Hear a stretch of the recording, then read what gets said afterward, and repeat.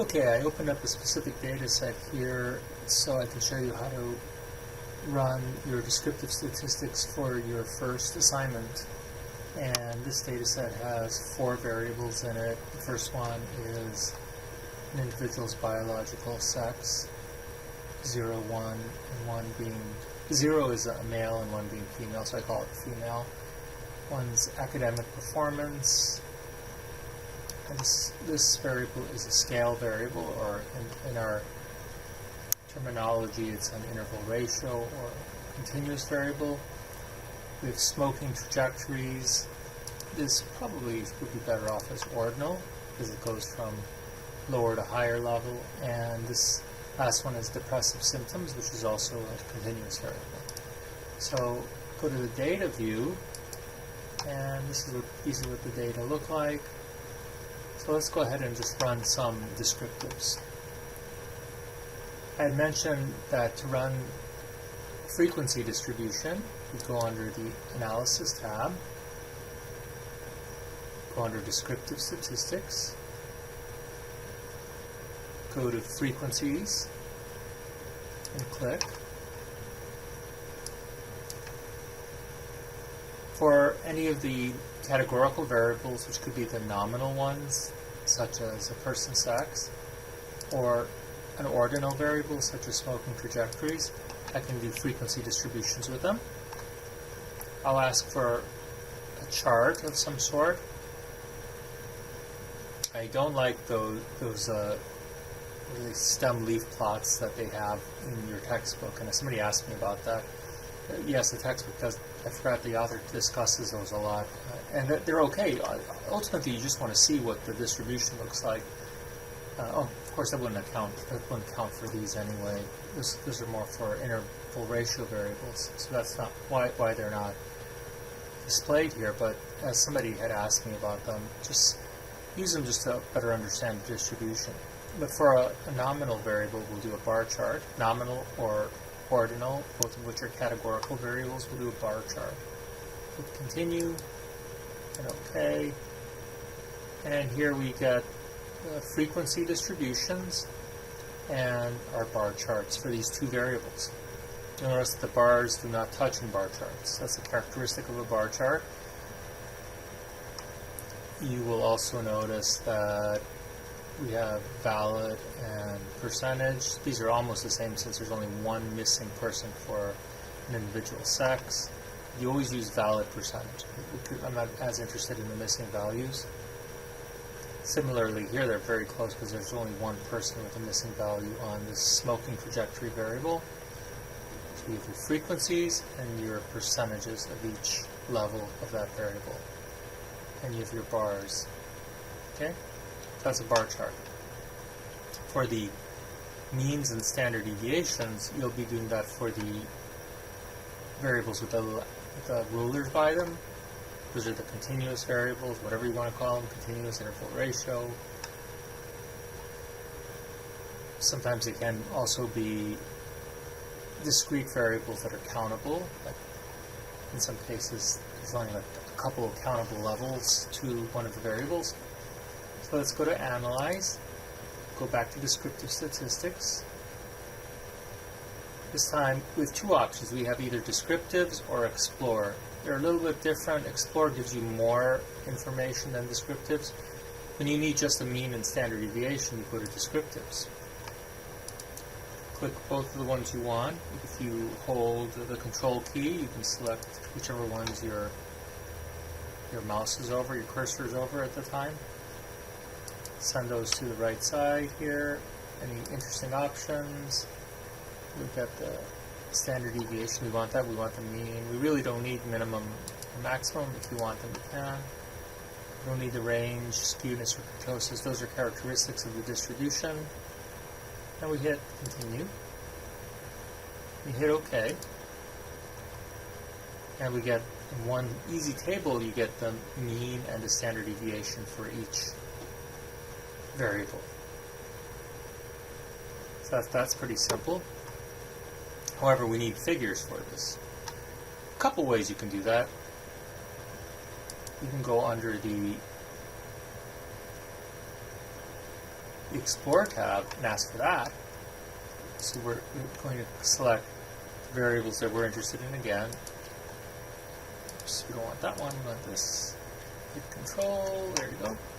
I'm on dependent list, those are the variables we're interested in. We're not going to put anything here or anything here under factor list or label list.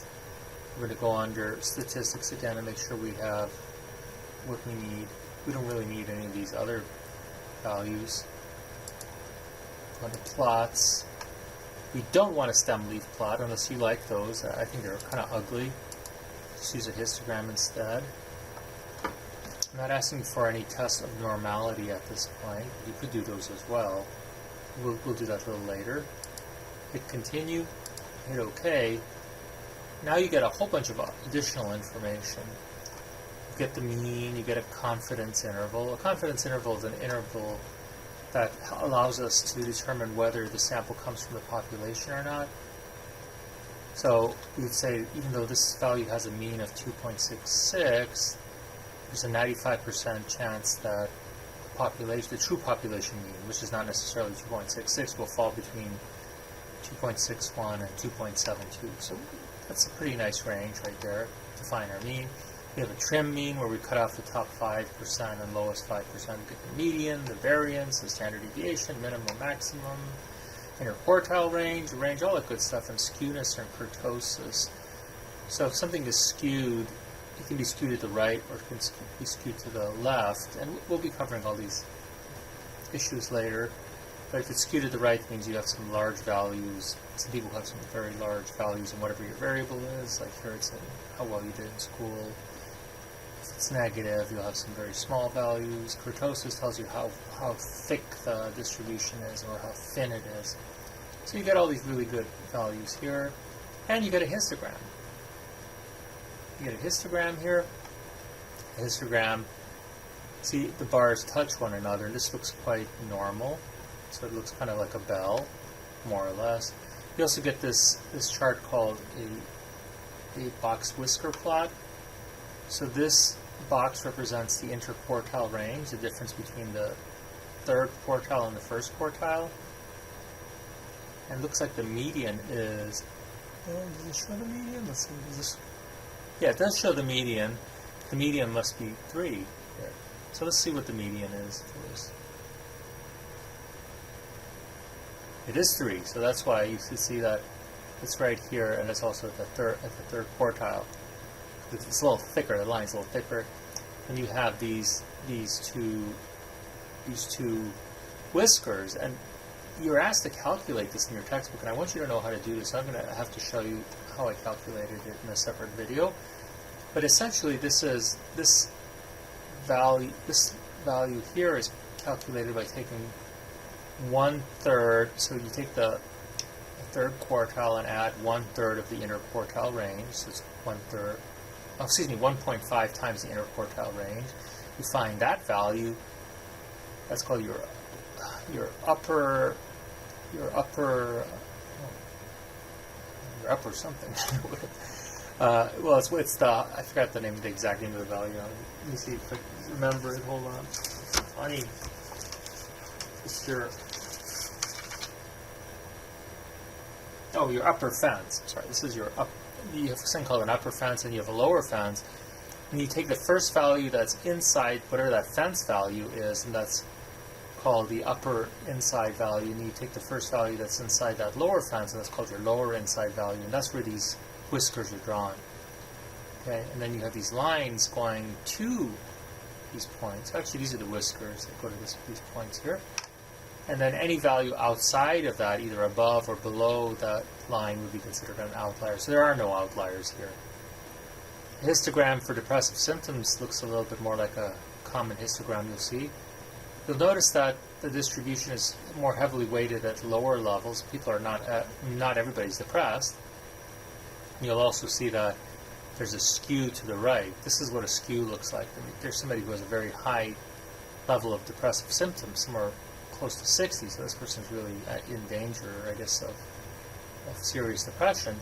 So you'll see that the distribution is skewed and moves towards the right. So this one value is really influencing the distribution. You get the mean and the standard deviation here as well. and we have our box Whisker Plot. And now you can see there's a lot of values out here. Particularly, this must be the 91, right? That are outside of these upper inside and lower inside. Nothing below the lower inside value, but there are some people with higher depression. So these individuals would be considered outliers. What I would do with them is, I don't know. You might want to remove them. You might not want to remove them. Usually you don't like to remove values that are outliers because that could influence your results, and we tend to spend a lot of money collecting data, so why should we throw someone out? But sometimes you might have to. It might be an error, like somebody might have put in the wrong value there. So we just have to investigate any outliers. What you'll be putting into your assignment 1 is this figure, the histogram, right? For these 2 values. So you're going to find where you have to insert those values, and of course you get the mean and the standard deviation. We'll talk about what the standard error is later. That's not essential at this moment right now. All right, thank you very much. Hope you enjoyed.